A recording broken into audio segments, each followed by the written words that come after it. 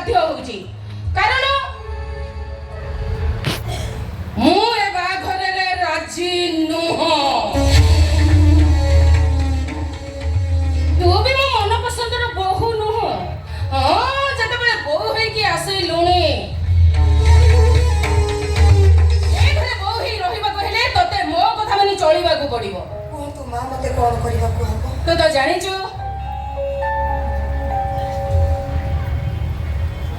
ମୁଁ ଜଣେ ପ୍ରଭାବଶାଳୀ ବିଧାୟିକା ମୁଖ୍ୟମନ୍ତ୍ରୀଙ୍କ ଖାସ ଲୋକ। ଜାଣିଛି ହେଲେ ମୋ ସ୍ୱାମୀ ଆଉ ମୋ ପୁଅ ମାନେ ତୋ ସ୍ୱାମୀ ଖାରବେଳ ଏ ଦି ଜଣ ଯାକ ମୋ ଅକ୍ତିଆରୀ ଭିତରେ ନାହାନ୍ତି।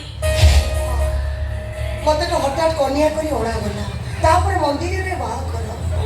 ଅବଶ୍ୟ ଏଇଟା ମୋ ପାଇଁ ଗୋଟେ ପ୍ଲସ୍ ପଏଣ୍ଟ ହେଇଗଲା ଯେ ଦେଖ ମା ମୋ ପୁଅର ବାହାଘର ଭାରି ସାଧାରଣ ଭାବରେ ହେଇଛି। ମୁଁ ଯେ ହଠାତ୍ ଘରକୁ ବୋହୂ ହେଇ ଆସିବି ଏକଥା ମୁଁ ସ୍ୱପ୍ନରେ ସୁଦ୍ଧା ଚିନ୍ତା କରୁନଥିଲି। ଆଉ ମୁଁ ବି ଭାବି ପାରୁନି ସାରା ଜୀବନ କେମିତି ମୁଁ ତତେ ବୋହୂ ବୋଲି ମାନି ନେବି କାହିଁକି ନା ତୁ ହଉଛୁ ଗୋଟେ ଛୋଟ ଘରର ଝିଅ।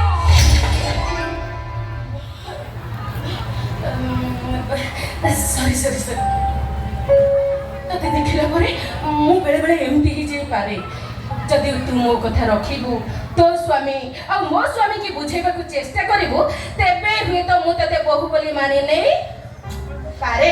ଛୋଟ ମୁହଁରେ ବଡ଼ କଥା ମୁଁ ଆପଣଙ୍କ ସ୍ୱାମୀକି ବୁଝେଇ ପାରିବିନି ତ ମୁଁ ମୋ ସ୍ୱାମୀକି ବୁଝେଇ ଦେଇପାରେ କିନ୍ତୁ ଆପଣଙ୍କ ସ୍ୱାମୀକୁ ତୁ ବୁଝେଇବୁ ତୁ ବୁଝେଇବୁ କାହିଁକି ନା ତୁ ହଉଛୁ ମୋ ସ୍ୱାମୀଙ୍କ ସାଙ୍ଗର ଝିଅ।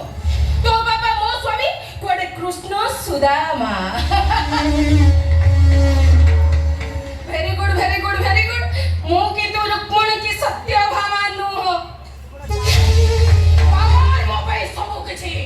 ମୋ ଆଗରେ ପାୱାର ବଡ ସ୍ୱାମୀ ସଂସାର ମିଛ ଆଉ ପାୱାର ପାଇଁ ଦରକାର ପଡିଲେ ମୁଁ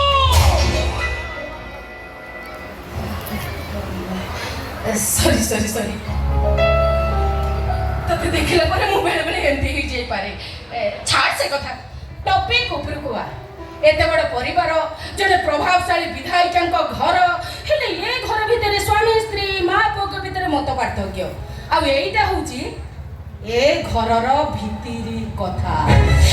ବାହାର ଲୋକ କେହି ବି ଜାଣିନାହାନ୍ତି ଏ ଘର ଭିତରେ ଏମିତି ଗୋଟେ ମହାଭାରତ ଚାଲିଛି ବୋଲି। ବଡ଼ ଘର ବଡ଼ ଗୁମର କଥା। ଯଦି ଏ ବିବାଦଟା ଅଧିକରୁ ଅଧିକ ହୁଏ ସମସ୍ତେ ଜାଣିବେ ତେଣୁ ତୁ ହଉଛୁ ଏ ଘରର ଏକମାତ୍ର ଲୋକ ଯିଏକି ଏ ଘରକୁ ସଜାଡ଼ି ପାରିବ। ତା ନହେଲେ ମୁଁ ତ ନିଜକୁ ନିଜ ବିଧବା ହେବି। ମୁଁ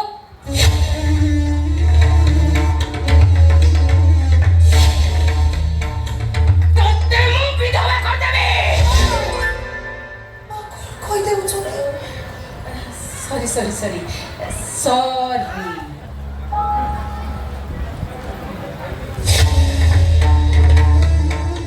ଆଉ ଗୋଟେ କଥା କହିବାକୁ ଭୁଲି ଯାଇଛି। ଆଜି ତୋର ଚତୁର୍ଥୀ ତୁ ମୋ ମୁଣ୍ଡ ଉପରେ ହାତ ରଖି କହ ଆଗ ତୁ ତୋ ସ୍ୱାମୀକି ମୋ କଥା ବୁଝେଇବୁ ତାପରେ ତା ସହିତ ମିଶିବୁ। ତା ନହେଲେ ତମ ଦି ଜଣଙ୍କ ମିଳାମିଶା ବନ୍ଦ। ଆଉ ଏଇଟା ହଉଛି ଏ ଘରର ଭିତିରି କଥା।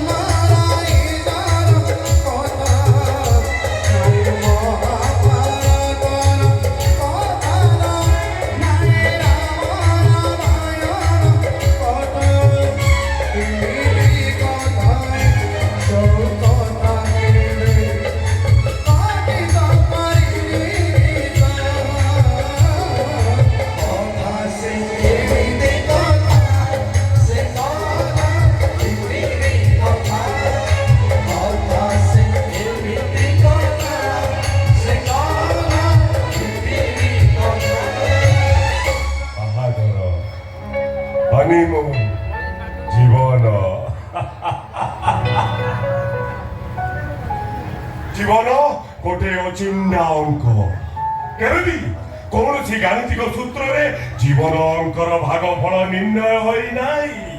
No never. Good night honeymoon শুভ অভিনন্দন।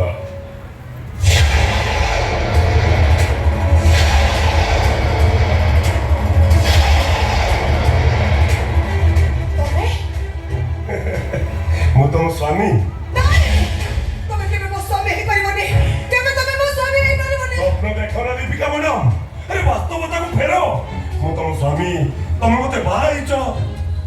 ବନ୍ଦ କର। ତମେ ମୋ ସ୍ୱାମୀ ହେଇପାରିବନି କି କୌଣସି ପରିସ୍ଥିତିରେ ମୁଁ ତମ ସ୍ତ୍ରୀ ହେଇପାରିବିନି।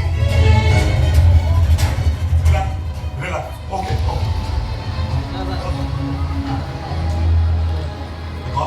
ମୁଁ ତମ ସ୍ୱାମୀ ନୁହଁ, କାହିଁକି ନା ତମେ ଏପର୍ଯ୍ୟନ୍ତ ମୋ ସ୍ତ୍ରୀ ହବା ପାଇଁ ନିଜକୁ ପ୍ରିପେୟାର କରିନ। ହେଲେ ମୁଁ ପରା ତମକୁ ବାହା ହେଇଛି, ମୁଁ ତମ ସ୍ୱାମୀ।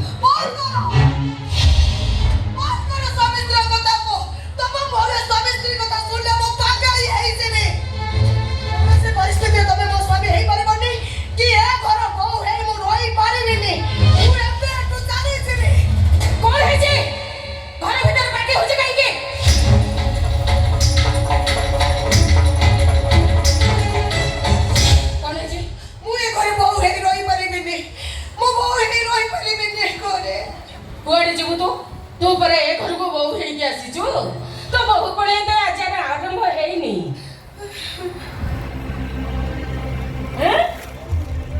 କହୁନୁ କହ। ବୃଦ୍ଧ, ରୋଗୀ ଆଉ ଶବ, ଏ ତିନିକୁ ଦେଖି ସେଦିନ ଗୌତମ ବୁଦ୍ଧ ଗୃହ ତ୍ୟାଗ କରିଥିଲେ। ଠିକ ସେମିତି ବିବାହର ପରବର୍ତ୍ତୀ ପର୍ଯ୍ୟାୟ କଥା ଚିନ୍ତା କରି ଏ ମ୍ୟାଡାମ ଘର ଛାଡି ଚାଲିଯିବେ ବୋଲି।